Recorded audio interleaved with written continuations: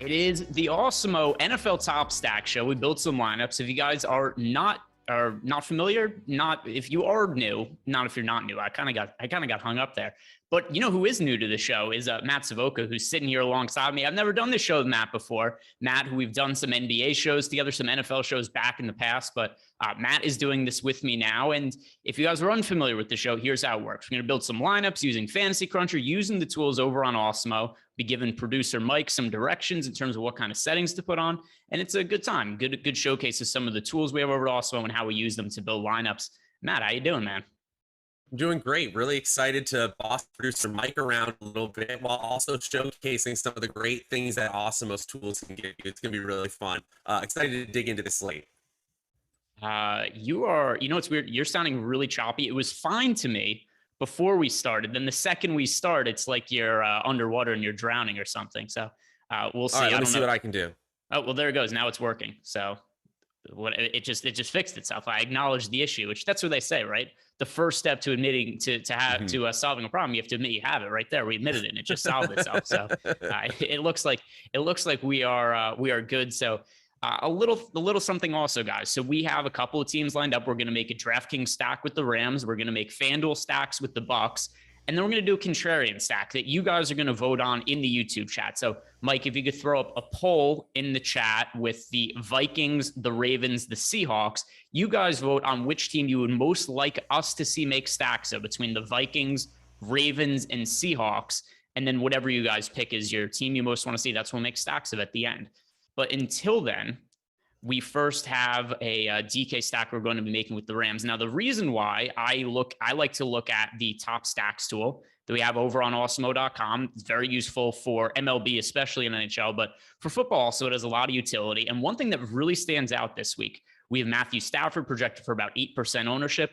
The odds of the Rams being the top scoring team on this slate, Matt, 29.6%. That means this team is massively likely to be the top scoring team of the day. How are you approaching them for this weekend?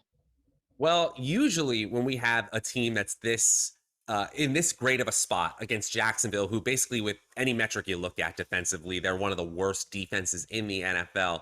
You'd think that the ownership would creep up to the point where they would be a negative leverage score on the top stacks tool. That is not at all what we see here this week. They have a humongous 22% leverage score. We were talking a little bit before the show that is a number usually reserved for the Chiefs when they're playing at their best, or maybe the Bills when they're the only great offense on the slate.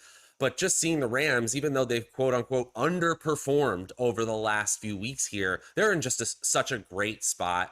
Not just on DraftKings, with the skill position players sort of condensed with Odell Beckham trending towards out as well. There's just so much to like about these top options and Stafford as well.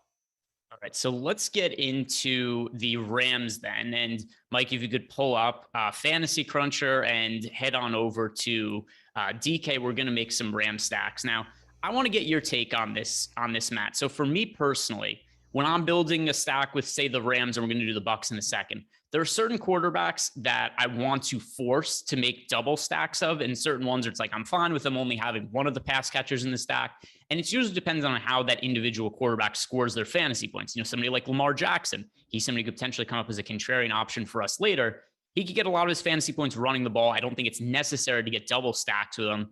I do think it's a little more necessary with a team like the Rams, but how do you feel about the Rams? Is this a team that you're okay just stacking Stafford with Cooper Kupp, or are you also looking to try to get multiple receivers with them? I think if you're playing a receiver like Cooper Kupp, who is almost at a running back level of weekly volume, I'll make an exception and say you can skinny stack in those circumstances. But in general, I completely agree with you. Unless there is a ceiling potential for the quarterback to get there with just his legs, I'm probably going to have a larger stack specifically with receivers from his team, and then maybe run back options in the receiving game on the other side, just hoping that there will be a shootout in that game. With a player like Hurts or Jackson, the reason we can do skinny stacks too is because it doesn't necessarily mean that no one else goes off in that game. It just means that we don't need to highlight multiple skill players because of that possibility of them hitting with their legs. Yeah, and then I think the other thing we have to talk about is on the other side of this game, and we're going to give Mike in a second, the actual rules we want to make in terms of stacking purposes here. Do you want to force a run back with the Jacksonville Jaguars because they're the Jacksonville Jaguars? No, not in this case. We can absolutely say that onslaught stacks are in the running here for some of the stacks we can make here. Not to say I wouldn't go to a player like Marvin Jones, who probably has a 6 or 7 target floor here, or even a James O'Shaughnessy, who was the original tight end 1 for this team. And now that Dan Arnold is out, is probably back to that tight end 1 role. I'm not going to force it in this case. In fact, I'm more likely to go with more Rams than adding a Jaguars run back. All right. So first thing we're going to do here, Mike, is go to the position stacks in Fantasy Cruncher. And I think we are settling here on double stacks. So do stack QB with at least 2 players of wide receiver, tight end from the same team. There's certain spots also where I'll say like, hey, I'm okay with making the running back a sort of pass catcher, like Christian McCaffrey, if it's with Cam Newton or something like that, just because he essentially functions as pass catcher. I don't really feel that same way about Daryl Henderson. Do you? I'm actually okay adding Daryl Henderson into a stack. We've actually seen lineups win with Stafford, Henderson, and Kupp in the winning lineup this year. Okay, so Mike, add in running back too when you're up there. So add that stack rule, and then go to general, and let's put it on 30% randomness. And now go lock in Matthew Stafford. Also make sure the right slate is selected. If it isn't, sometimes it defaults to the Thursday to Sunday slate. And then all of a sudden we run lineups and everybody's like, how come, Mark Ingram's popping up in lineups? We already knew Mark Ingram sucked this week, right? We don't need to try to get exposure to him on the Sunday slate too. So go then lock in Matt Stafford so that he's popping up in all our lineups with those rules, and then build 50 lineups and we will see what pops up. So before we even look at the numbers here, who do you expect is going to be the most common pass catcher alongside Matthew Stafford? Oh, it's easy. It's going to be Cooper Kupp here. We're going to see plenty of Van Jefferson. If Odell Beckham is included in our projections right now, he will be included. I'm not sure that's going to be the way it plays out on Sunday, but I think it's going to be Cooper Kupp by a country mile here. Okay. So it is not Cooper Kupp, or at least it isn't on the... Let's see. So let me try to make Mike's bigger. By the way, something else also is we do not have, it is Cooper Kupp on Mike's. The one I ran, it was coming up with Tyler Higbee a little bit more frequently, but it looks like he's getting, at least in Mike's build, because of the randomness here, he's getting to more of Cooper Kupp, but still, yeah, Cooper Kupp. Who else? So at least for now, Odell Beckham Jr. not officially ruled out. He is still in the projections for that reason. If we were to take him out, actually, let's do that. Let's take Odell Beckham Jr. out and then rerun lineups and see who ends up coming up instead. Because I think there's a decent chance, like you said, that Odell Beckham doesn't play. So take Beckham out. Let's rerun lineups here and see what comes up instead. It's funny. So without Odell Beckham, I'm actually getting to, here are the most common pass catchers that I'm getting in the run that I just did, which is going to be, about the same as what Mike has here. So we've got Cooper Kupp showing up a lot, Tyler Higbee, and then Henderson, since we included the running back as part of the stack, a little bit of Van Jefferson towards the bottom. Anything that really surprises you here? Not really. I think Van Jefferson, though, is a really strong option with or without Cooper Kupp in this stack. If you look at expected fantasy points, which is just a volume metric rolled up into a scale we can all understand, and expected fantasy points over the last 6 weeks, and then divide that by salary, he's one of the best value options on the slate on his own. So I'm absolutely fine going there. Higbee, he doesn't really have the ceiling, so I want to play him in the group more often. That's really the only thing that I would add to the stack. Yeah, so one thing I think about this week is the tight end position really sucks. So it kind of just makes sense that you get to a lot of Tyler Higbee because, you look at the tight end position as a whole. Mark Andrews, pretty inconsistent. There's no Darren Waller this week. George Kittle also, he's been super inconsistent this year in the last couple of years because of injuries. Then we got Kyle Pitts as a rookie in the high end. We don't have any of the real normal go-to tight ends. So I have a feeling when I'm building my lineups on Sunday, I'm just going to get to a lot of tight ends in my stacks with quarterbacks just because it makes sense when you're getting this situation where there aren't that many good tight ends to go for. So I might as well get to the ones that correlate with my QB. Honestly, I've been saying that about most slates and most tight ends that are below, say, 8 or 9 points in projection. Just tie it to some sort of positive correlation with the rest of your lineup. Absolutely. All right. And then as for other value plays, just kind of looking through one tight end that actually does make sense. It's popping up in a lot of lineups that do not have Tyler Higbee, Foster Moreau. That's no real surprise with no Darren Waller this week. A lot of people are going to be on Foster Moreau. As a running back, Jamal Williams is popping up a ton as a value play here. Also sensible, 5,400 for him on DK. There's going to be no DeAndre Swift potentially for an extended period of time. How do you like Jamal Williams as a value play? It seems like he's really working in these Rams lineups to make it possible for us to spend up to guys like Cooper Kupp. Yeah, he definitely helps this week. And honestly, it's a kind of interesting slate in that we have a ton of value running backs available to us. One thing I noticed when I was getting ready for the show, right now we have JD McKissic in our projections. I don't know if he's actually going to play on Sunday. If he doesn't play, that opens up Antonio Gibson. I actually reran a crunch using similar settings here, and it started to get Antonio Gibson into that chalky territory as well. I think Jamal Williams, Alexander Madison, Antonio Gibson, players like James Conner can help you out. There's just so many mid-tier salary running backs who look like they're going to get plenty of work that can help make these big top tier stacks work. That's I think why we're seeing such a high leverage score from a relatively chalky spot like the Rams. All right, so we could go over to FanDuel now, and now we're going to make a FanDuel stack with the Tampa Bay Buccaneers. And reading off some of the information on the Tampa Bay Buccaneers over on FanDuel for this week, we have Tom Brady projected for 12% ownership. That makes him the current chalkiest quarterback on the slate. Obviously, news that could change later on as we get closer to the slate. All the more reason you guys should be liking this video, subscribe to the YouTube channel, all that good stuff. Helps us out a ton, but also helps you. So, whenever we have shows that go live, which could have good information like updated ownership and all that, you'll be able to catch that on future shows. But right now, Tom Brady projected for the most ownership of any QB over on FanDuel, yet in the top stacks tool, it doesn't appear to be enough. We have Tom Brady projected for 12.1% ownership, but the Tampa Bay Buccaneers with a 16% chance to be a top stack. So we're about to make lineups here with Brady and the Tampa Bay Buccaneers. How do you feel about the ownership going to Brady and the top stack odds we have on Tampa Bay? I think we're chasing the last time that these two teams played a little bit, but when I see our tools saying that there's still positive leverage when we stack up Brady and his pass catchers, especially with the way Gronk has been playing lately, I'm fine going there. Fournette is not going to have a monster game like he had last week. That scoring is going to be distributed to the catchers soon enough, if not this week. All right, so I assume that Tom Brady is going to be a quarterback we're going to want to double stack with. But first, I would be remiss if I did not shout out our sponsor, Jock Market. If you guys aren't familiar with Jock Market, this is a totally different way to play daily fantasy sports.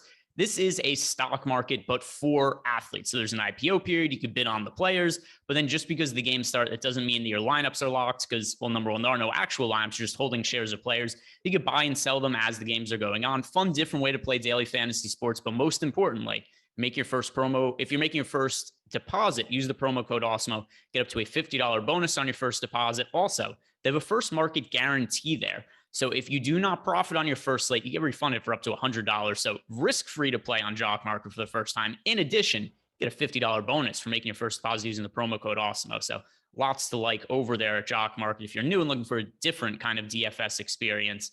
But let's get back to making some of these Tampa Bay Buccaneers stacks. And just right off the bat, Matt, safe to assume that we're going to want to be double stacking Tom Brady. Hard to think that he's going to have that much upside with only if only one wide receiver goes off. Yeah, I'm double stacking him for sure. And to be honest, if I didn't see last week, I probably wouldn't have grouped Fournette in there. But I guess we can say he can take a screen pass to the house now. So if you want to throw him in there, you can. Okay, so let's set that up then. So we're going to have Tom Brady as the QB, and let's go to QB, at least two players of wide receiver, tight end, and running back. We got Leonard Fournette in there, who I know a lot of people. Were you on Ronald Jones before the season started? I wasn't against Ronald Jones, okay, but I at least had Fournette higher than consensus at the beginning, but I wasn't super into it. All right. And then we've got the Tampa Bay Buccaneers playing the Falcons on the other side. Do you want to force a run back with the Falcons, who, to be honest, I kind of still think Matt Ryan's decent, but I think his offensive line just totally sucks. And his wide receivers a lot of weeks. He doesn't have a lot of weeks, does not have much to work with, especially without Calvin Ridley. I kind of think Matt Ryan's been better than meets the eye, but are you looking to force a run back here with Matt Ryan and the Falcons going up against Tampa Bay? Yeah, I want to specifically say I don't always force it, just like last time, but yes, my answer is yes here. I think, especially after listening to On the Contrary last hour with Alex and Ian Hartitz, they're talking about this game being popular, but the Atlanta side not being very popular. If I'm trying to win a tournament, I think going with a run back option and trusting that Atlanta offense, that I kind of agree with you, has been worse to the eye than it actually is in reality, is probably a savvy option. All right. And then in terms of who we're looking to run it back with from the opposing team, so Mike just set it up with one player from opposing team. What positions? Wide receiver, tight end, running back, or is there any position you're looking to exclude here as a run back option? I think you got to put running back so that Cordero Patterson can come in as a run back option. Again, that's more of a specific option because of Cordero Patterson's specific skill set, not a generalization I'm going to make across all teams. Okay. Yep. I think that totally makes sense. So Mike go running back, wide receiver, and tight end from the opposing team. So then we'll see, maybe a cheap wide receiver makes it in. We could get to potentially Kyle Pitts isn't a bad run back option. So stack QB with at least one running back, wide receiver, tight end from the opposing team. Then same thing, turn it on 30% randomness. And then make sure that Tom Brady is locked in. You know what we might also want to do, Greg, is we might want to say limit running back from same game to one, because we don't necessarily want a stack with Fournette and Cordero Patterson. That one's up to you. Let's just leave it, because in my opinion, Cordero Patterson's essentially a wide receiver anyway. Positionless, yeah. He's positionless. He's a safety now too. We can't play him as safety in DFS, right. But maybe his fantasy points should account for the Falcons defense as well. But yeah, so let's run it and see what pops up here now on FanDuel. All right. So are you looking at the numbers yet? I was going to ask you some questions, but I realized I don't want you to be cheating. I gonna keep it minimized, so I don't have it yet. I haven't looked yet. So which of the pass catchers, it's a little spread out here, but which of the pass catchers do you believe are appearing most frequently with Tom Brady in our stacks?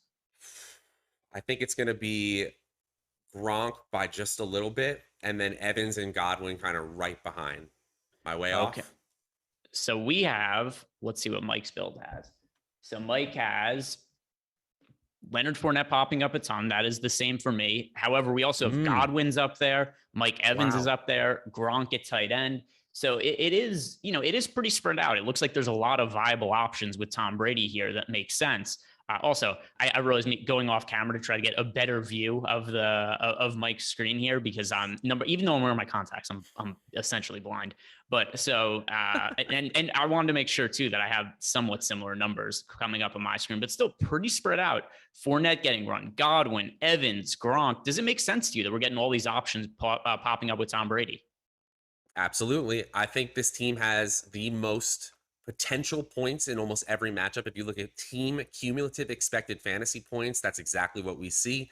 So we don't exactly know from week to week where all those points are going to go, but there's so much production that Tom Brady gives out. That's why they're awesome in a single lineup tournament, but they're also so great if you just want to make like 5 or 20 lineups all around Tom Brady. You can absolutely do it and spray around your options. Yeah, and that's certainly what it looks like we're going to want to do here. And I'm looking through some of the other options that are popping up. Very similar to what we saw at DraftKings. Jamal Williams popping up in a ton of these lineups. And then also a tight end, George Kittle, showing up a ton on FanDuel. George Kittle, $6,300 on FanDuel. That looks pretty favorable. Run back options. Have you taken notice of some of these Falcons players that are popping up in our Buck stacks now? So we got Tajay Sharp up there, Russell Gage up there. That kind of makes sense because you're saving the salary for those top options on the Buccaneers side. So you're not going to be able to run it back necessarily with the absolute best players on the Falcons every time, especially if you want the rest of your lineup to be decent as well. So I'm not surprised. Man, those feel like low probability plays outside of Kyle Pitts and Cordero Patterson, but I get it. I get why the optimizer is going there. Yeah, and we're not getting to that much of Cordarrelle Patterson, which I think that's kind of just because of pricing, right? He's 7,400. I think it's maybe a little hard to jam him in with all of the expensive players. Because think, if you're going with Tom Brady, you already have one of the most expensive quarterbacks on the slate. Then the pass catchers, Gronk is expensive, Godwin's expensive, Evans is expensive, Fournette's expensive. There's only so much salary to go around. So it kind of makes sense that we're getting to cheaper options like Gage, like Tajay Sharp, like Kyle Pitts. Given these are the players that are popping up, does it change your opinion at all on whether we want to force run backs from the Falcons or not? Honestly, no. Obviously, this is really contest specific, right? Because if we're trying to beat 20,000 people in a single lineup tournament, then suddenly someone like a Tajay Sharp as a run back in a big stack makes a lot of sense. But as one-off plays, or that they don't feel that good. I guess the short answer is no. The long answer is I'm gonna have to do some work in Cruncher to make sure these lineups feel good. All right. So if you guys have not done so already, go ahead and answer the poll in the chat, which is going to be the next stack we make over on DraftKings. We've got 3 options: Vikings, Ravens, Seahawks, all 3 rating out as contrarian plays for us that are positively leveraged on DraftKings. Whichever one you want to see us make a build of, go vote on that in the chat right now. And while I'm bringing that up, I was going to say that I was going to do the ad read here. My tabs just keep closing on me. It's like, hey, you know how you're trying to do a show here, Greg? We're not having any of it, my computer says. And we're just going to continually crash all the tabs that are up. But luckily, I know what some of the reads are off the top of my head, so it's not the end of the world. But if you guys want access to all of the tools we have over at Awesemo.com, including stuff like the Top Stacks tool that Matt and I are using right now to build some of these lineups, you get access to all of that and content for every DFS sport out there. Sign up for an Awesemo Plus weekly package for $29.95, and that takes care of everything. There are esports out there, which of course Alex just crushes at because he knows, he's like a savant. He knows nothing but DFS, but he knows everything there is to know about DFS.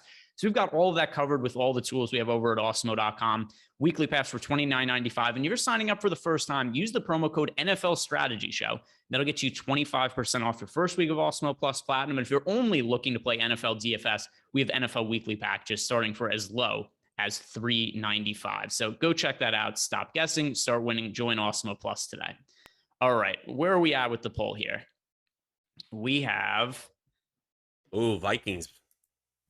People want the Vikings. Vikings so by a mile here. Vikings it is. A lot of the people, they say that people love Kirk Cousins. That's long been known information. Kirk Cousins going up against the Detroit Lions. Now, what's funny about Lion stacks here? Generally, I'd say we shouldn't force a run back. However, Jamal Williams is one of the best value plays on the slate on DraftKings, on FanDuel.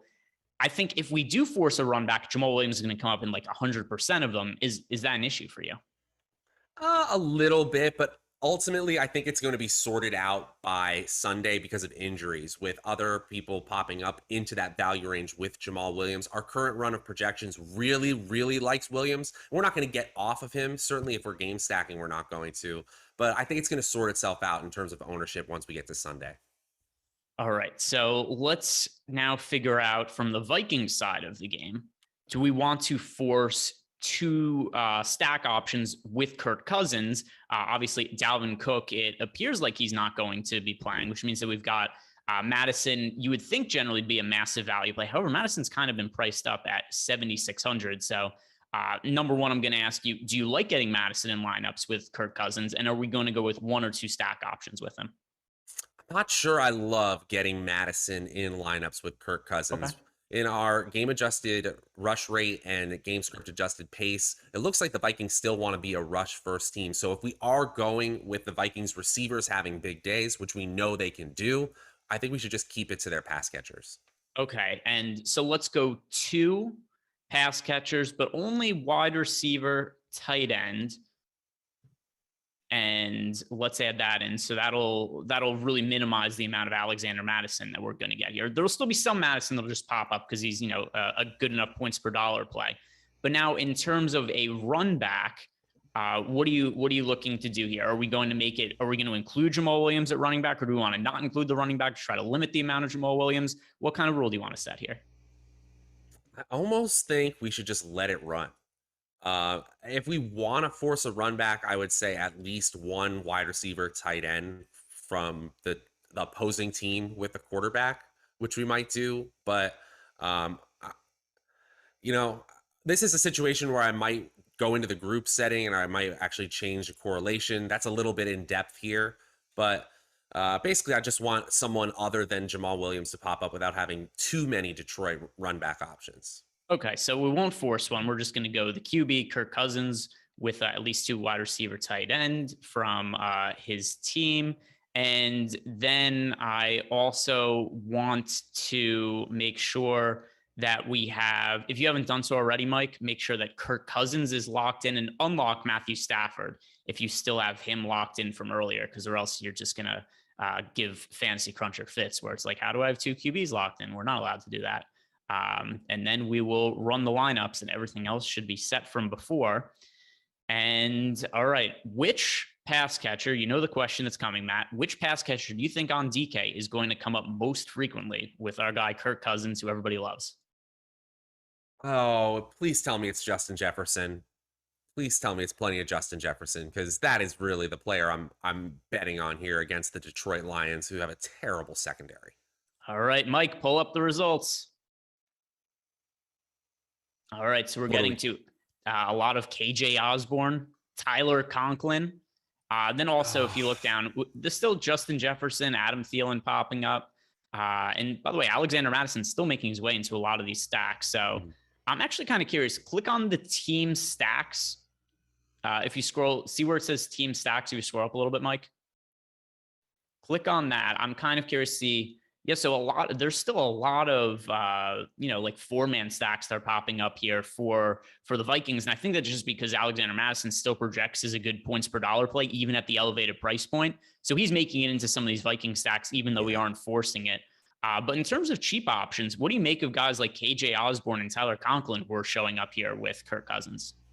The only thing I feel like is that they can hit because they're playing the Detroit defense. The Detroit defense has been one of the worst in per pass and points per play efficiency all year long on the defensive side of the ball. So we've seen KJ Osborne rip off big plays in a large field GPP. I don't hate it.